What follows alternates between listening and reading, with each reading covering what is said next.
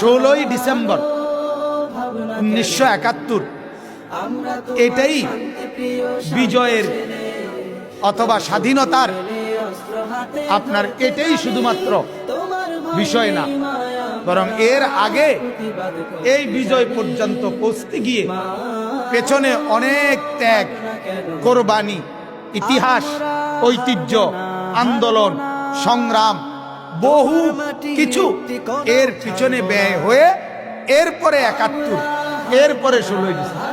শুধু 71-এ যাদের অবদান শুধু তাদেরকেই স্মরণ করলে হবে না।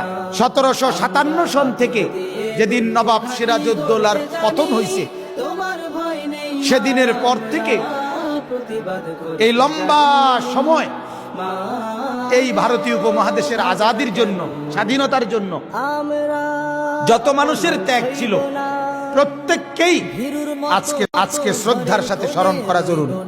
এই মাটির পিছনে প্রত্যেকের অবদান।